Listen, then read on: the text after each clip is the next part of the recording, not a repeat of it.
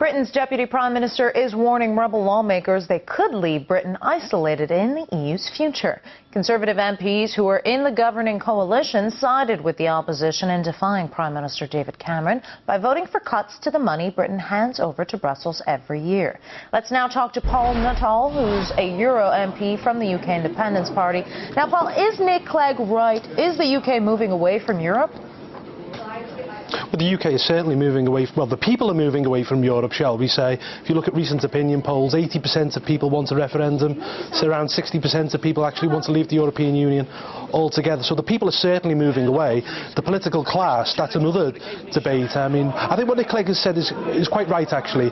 We can't repatriate powers unless we have an iron fist behind us, and that iron fist has to be a referendum on our membership of the EU, and then we can invoke something called Article 50 of the Lisbon Treaty, which means we can then start negotiation about what we can repatriate back to this country. Now, how welcome is David Cameron going to be in Brussels later this month? What do you expect him to say? Well, I think Cameron's already shown his hand. I mean, if I was going out there and wanting a bargain, what I would say is that I want a clear reduction, a cut in the EU budget. What he's saying is that he wants a freeze, which in effect is really a rise. It will go with inflation. And I think he's shown his hand already, and what will happen is that he will talk hard, and in the end he will come back and we will lose again, and the British people will end up paying even more money to Brussels. Now, as a Euro MP, tell us, how much money does the EU really need to go about its business? Well, the budget last year was £129 billion, which is a crazy amount of money. The problem that you've got is that austerity doesn't exist in the European Union. It might exist in the member countries where we're asking to cut back on almost everything. We have real austerity. Out there, money doesn't matter. They spend more and more every single year. The budget goes up, and member states, including states such as Greece and Portugal and Ireland, who are in serious trouble, will be asked to put their hands in their pockets and give more to Brussels. It's wrong. Now, large parts of the EU budget have been failing audits for years now. Where does all the money go?